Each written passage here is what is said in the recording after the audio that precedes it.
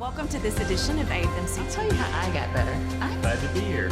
But a mission to Delivery of improve. I think that we're going to talk about everybody's. Arkansas is the second highest prescriber. Welcome to AFMC TV. I'm Robin Ledbetter. Thank you for joining us. Today, I have with me Dr. Zenobia Harris. She is the Executive Director of the Arkansas Birthing Project, which is a mentoring and empowerment program that connects local community volunteers with pregnant women to promote healthier pregnancy outcomes and the growth and birth of healthier babies to women of color. Dr. Harris, thank you for being here today. Well, thank you for inviting me. So tell me a little bit about your work in the Arkansas Birthing Project. Well, the Birthing Project began back in 1999. It was founded actually by a woman from Arkansas who lived in California, and she was working for the California Department of Health and Social Services, Health Services, and she was a fiscal administrator and saw that they were spending a huge amount of money on preterm babies and all the costs associated with the baby being born early and having to be in the NICU and all that. So she wanted to do a social experiment to see if it would make a difference if the moms of a lot of these high-risk women that she was seeing or they were experiencing in their community in Sacramento area. They were amazed at the outcomes that they saw because the women had their babies closer to term. They didn't have as many hospitalizations. And so she decided to replicate that in this community in Sacramento. And they actually, it got to the point in that community where they actually developed a community clinic, established a community clinic for people that lived in this high-risk community. And she replicated this several times in the community. And she got noticed by Essence magazine and actually did an article on her. And then things just sort of took off nationally. She started getting calls from people around the country wanting to establish local birthing projects in local communities. Now the Birthing Project has been replicated in over 75 communities across America and in 7 foreign nations as well. Arkansas, as I said, began it in 1999 at the Watershed. Dr. Hezekiah Stewart was one of the first shepherds of the initial Birthing Project. I was one of the first sister friends in the project. And off and on during the years, we've had birthing projects in Arkansas. We've had about 12 of them at different times in Arkansas. And when I retired back in 2016 from my full-time work at the Public Health Department, I decided that I wanted to do the Birthing Project, replicate the Birthing Project full-time, and that's what I've been doing since then. Now, currently, we have 7 active birthing projects in Arkansas, and we're currently fast recruiting in other locations. We're kind of targeting the Arkansas Delta right now because of the maternity deserts that exist there and the really huge disparities we see there in African-American women. So it really is a support system that is across the state of Arkansas. It is growing across the state of Arkansas, yes. We're primarily focused on working with African-American communities and African-American women, but we have had birthing projects in communities where there were other people as well, other ethnicities and other races as well. And tell me what a sister friend is. What does that mean? Well, sister friend is our name for our volunteers. We call them sister friends because we're asking them to establish what we call fictive kinship relationships with local women in their communities who are pregnant and parenting and maybe don't feel like they have the kinds of supports that they need to have successful outcomes. These women could be anywhere from teenagers to older women. They could have no children. They could have several children. They could be married. They could be single, all sorts of circumstances. But women who feel like they could benefit from having an additional support system in their lives. These sister friends are trained. We go through a training process and a support process where they're asked to stay in contact with their little sister at least 6 to 8 hours a month, that they ensure that their little sister is enrolled in prenatal care and that she gets access to prenatal care, and that she has other supports that she needs to be successful during her pregnancy, such as food to eat, a place to live, transportation to get back and forth to appointments, a baby bed for her baby, a place for the baby to sleep, a car seat, those kinds of things that you need to be able to kind of start your providing good support to your mom and to the baby. But it could be other things too. I mean, some of our sister friends meet regularly to have lunch together, or they might they just talk about all kinds of things that go on in their lives. It's like, as I said, it's a fictive kinship relationship, and we found that that really works. It really does make a huge difference. It's like having another sister in your family.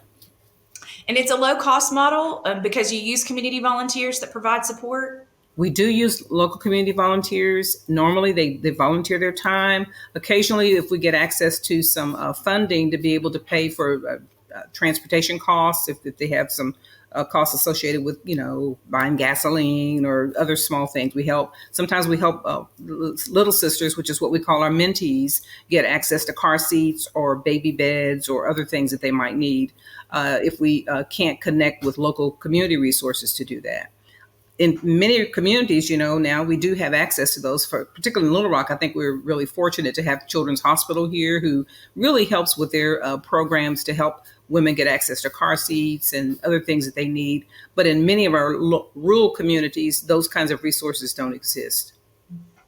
So is it like a doula, but it's not? Doulas, our founder, Catherine Hall Trujillo, likes to call sister friends the original doulas. Because when it wasn't, doulas have only recently probably come into a huge popularity within the United States in the past 10 years. Sister Friends have existed for almost 40 years now. But Sister Friends, when we first started the birthing project, they were asked to actually be in the delivery suites with moms if it were possible to provide ongoing support during the birthing period. COVID kind of took things for a different spin because there were restrictions on who could go into delivery suites with women, and often they had to be relatives or someone else, who had a closer relationship with them.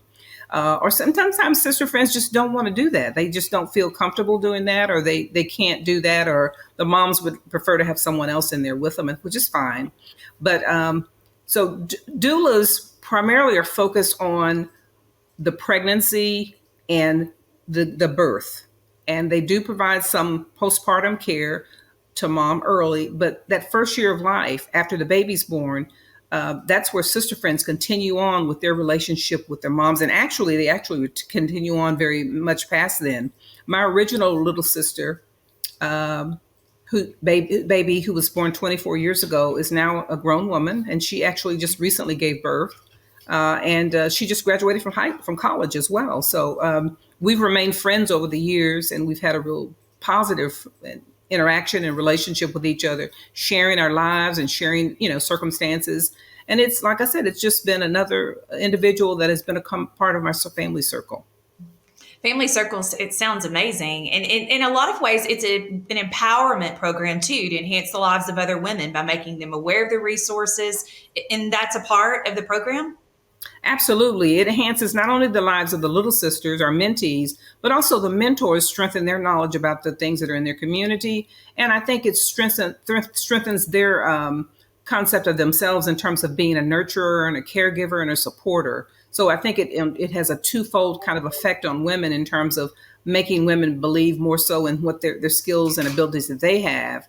And then, of course, we always are not afraid to ask for help or ask for other resources if they can't locate them in the local community. And does this all happen through donations and grants? How is the program funded? Well, primarily, we've done it through grants and donations. We've been fortunate this year, of course, to be sponsored by Blue and You Foundation and also the Inkleboard project through the Arkansas Community Foundation. So we've been really blessed this year. And we continue to look for opportunities to get funding to be able to get things like car seats, like baby beds, like diapers, like clothing, like, support from sister friends to provide transportation to their sisters, to their appointments and other needs that they might have. So are healthcare providers receptive to this program? I mean, what do you want them to know? We'd like for healthcare providers to be receptive to, I think, at this point, with the severe problem we have in Arkansas with our maternal mortality issues and maternal morbidity issues, we'd like for all providers to look at all the opportunities we have out here to get additional support for women, because it's not just a medical issue that we're experiencing. I think it's a social issue as well. And even though we can provide really great health care, which we do have in our country and in our state, people do have access to health care and they can get it. And the technology we have is it's par excellence. But things that happen to people before and after they enter the healthcare suite can make a huge difference in their outcomes. It has nothing to do necessarily with the health care, but also with the social circumstances within which they have to live and exist, the social determinants of health, if you will. And so if we don't address the social determinants of health, things that people need in order to be successful, it won't matter how good of a healthcare system we have. And there is an educational side of this. You're teaching them how to speak up for themselves, to ask the right questions. Are you seeing that as a crucial part of the program? Absolutely. We do have several modules that we use, the Speak Up model and also the Hear Her model that CDC is promoting, where it's been reported that often women of color believe and feel like they're not listened to when they go into the healthcare system. And we have experienced, many of our little sisters will tell us that they feel like people don't pay attention to them when they have complaints or concerns about something, or that their needs or their wishes aren't followed when they're in the delivery suite. And so we want people to feel comfortable and strong enough within themselves to speak up for themselves or to advocate on their behalf, and to have someone with them that can also be very comfortable doing that as well. So yeah, it's a two-tiered kind of opportunity, I think, to get additional support for women and to make sure that they're heard. So what is the lasting message that you want our audience to know about the program, and how do people get involved? The Birthing Project is one of many local community organizations that is dedicated to improving the health status of women and children in our communities.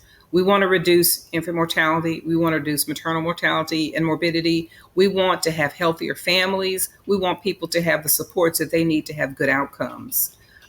We want to join hands and partner with anyone in the community that wants to join hands and partner with us. We look forward to working with other communities in Arkansas and working with women and their supporters in order to be able to train local people to utilize the model that we have and to be a part of our network of sister friends. We think we're stronger together. And no doubt that you are. Dr. Harris, thank you for talking to us today and the work that you do. And I know that it's a lasting improvement and change across our state with the work that you do. Thank you. Thank you. And that's it for this episode of AFMC TV. Have a great day. Thanks for watching.